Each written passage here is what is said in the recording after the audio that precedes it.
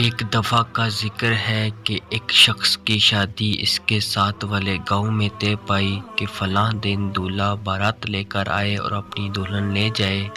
لیکن ساتھ میں لڑکی والوں نے ایک شرط بھی رکھ دی کہ دولہا اپنے ساتھ جو بارات لائے گا اس میں 100 نوجوان ہونے چاہیے اور کوئی بھی بوڑھا شامل نہیں ہونا چاہیے۔ یہ عجیب شرط سن کر دولہے والے بڑے حیران ہوئے، پر پھر بھی شرط منظور کر لی، لیکن دل ہی دل میں وہ پریشان بھی تھے کہ آخر ایسا کیا ماجرا ہے اور کیوں بوڑھوں کو ساتھ لانے منع کیا گیا۔ دولہے کے گاؤں نے نوجوان خوش تھے کہ اس بارات میں کوئی بڑا بوڑھا نہیں جائے گا، وہ مزے لوٹتے اور ہنستے کھیلتے بارات لے کر جائیں گے۔ دوسری جانب گاؤں کے بڑے دانا بوڑھے پریشان ہو رہے تھے کہ آیا انہیں کیوں روکا گیا ہے۔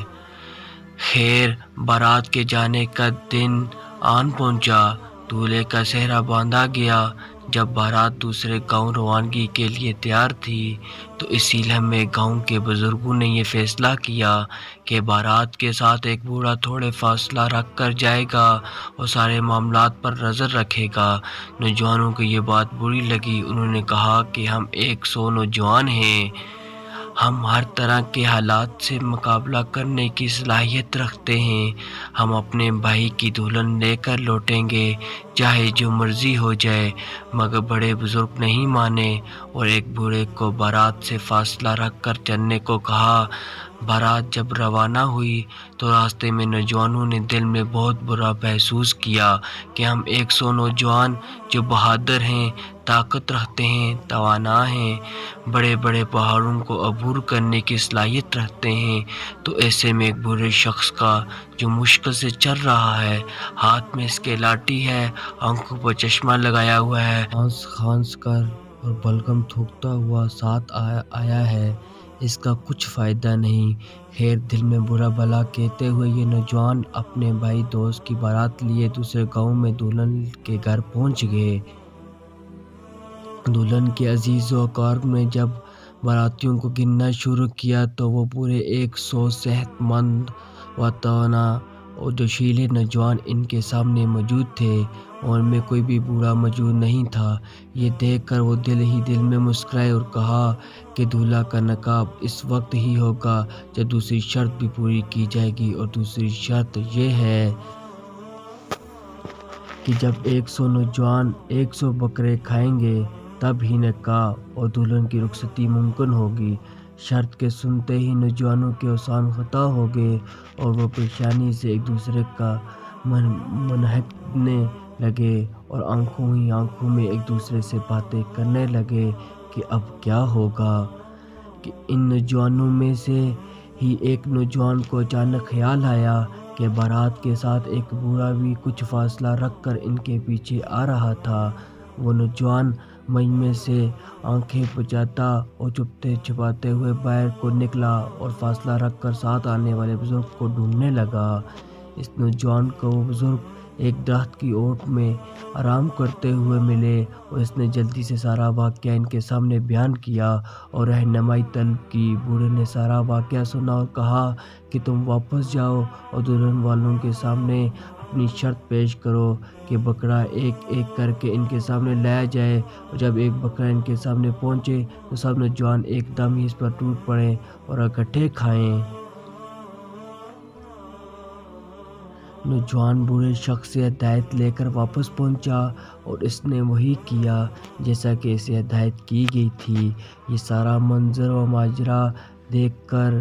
دلہن والے پریشان ہو گئے اور دولہے والوں نے دلہن والوں کی یہ شرط پوری کر دی کہ 100 بکرے کھا لیے اور پھر نکاح کے بعد دلہن کو لے کر بارات ہنسی خوشی واپس لے آئے۔ نوجوانوں کو پھر احساس ہوا کہ کس طرح ایک بزرگ نے رہنمائی کر کے ان کی پریشانی کو راحت میں تبدیل کر دیا۔ آج ہم اپنے بزرگوں کا وجود اپنے لیے غیر اہم سمجھتے ہیں، ان کی صحبت میں وقت گزارنا ہم پر گراں گزرتا ہے۔ ہمیں چاہیے کہ ہم ان کی نصیحت آموز باتوں کو اپنے لیے توشہ ذیل سمجھیں۔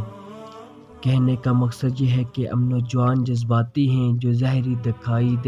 دے رہا ہوتا ہے اسے سب کچھ تصور کر لیتے ہیں، جبکہ ہم تصویر کا دوسرا رخ نہیں دیکھ پاتے جو بزرگ دیکھ رہے ہوتے ہیں۔ بزرگوں نے اپنی زندگی کے تجربات سے گزرتے ہوئے اپنے بال سفید کیے ہوتے ہیں، ان کے پاس علم و عمل، مشاہدات و تجربات کی دولت سے مالا مال ہوتے ہیں۔ ہم نوجوانوں کو چاہیے کہ جذبات کو ایک طرف رکھ کے اپنے بزرگوں کی حکمت بھری باتوں پر عمل کرتے ہوئے ان کے تجربات سے مستفید ہوں۔ یقیناً بزرگوں داناؤں کی حکمت بھری گفتگو اور رہنمائی ہم نوجوانوں کو زندگی میں کبھی کسی کے سامنے شرمندہ نہیں ہونے دے گی۔ نیک بزرگوں، بڑوں داناؤں کی صحبت کسی بھی صحت مند معاشرے کا سرمایہ ہوا کرتی ہے۔ نوجوانوں کی ناکامی کا ایک سبب یہ بھی ہے کہ ان کے پاس سب کے لیے وقت ہے مگر اپنے بزرگوں کے ساتھ کچھ پل گزارنے کا وقت نہیں ہے، کیونکہ ہم نوجوانوں کے ان کی باتیں نشتر کی طرح چبھتی ہیں، کیونکہ وہ باتیں حقیقت پر مبنی ہوتی ہیں، اور یہی وہ حقیقت ہے کہ جس سے آنکھیں چرانے کے لیے نوجوان بڑوں، بزرگوں اور داناؤں کی مجالس سے دوری اختیار کرتا ہے۔ ہمیں اس پر سوچنا ہوگا کہ صحت مند معاشرے اور آئندہ آنے والی نسل کی ترقی کے حصول کی خاطر بزرگوں سے رہنمائی لینا ہوگی، اور یہی ہماری کامیابیوں کے لیے راہیں متعین کرے گی۔ دوستو، اللہ سے دعا ہے کہ اللہ تعالیٰ ہمارے بزرگوں کو سلامت رکھے، ان کا سایہ ہمارے سروں پر سلامت رہے۔ ہماری زندگی میں جو پریشانیاں، دکھ، تکلیفیں آئیں، ان کو حل کرنے کے لیے ان کے تجربات، ان کی کوشش، ان کی لگن، ان کی محبت، ان کی چاہت کے ذریعے سے ہم ان مسائل کو حل کر سکیں۔ اور دوستو، بے شک والدین اور بزرگ وہ ہستیاں ہیں کہ جن کی وجہ سے نہ صرف ہماری اس دنیا کے مسائل حل ہوتے ہیں بلکہ ہماری آنے والی ابدی زندگی میں بھی ان کی ہی وجہ سے آسانیاں پیدا ہوں گی۔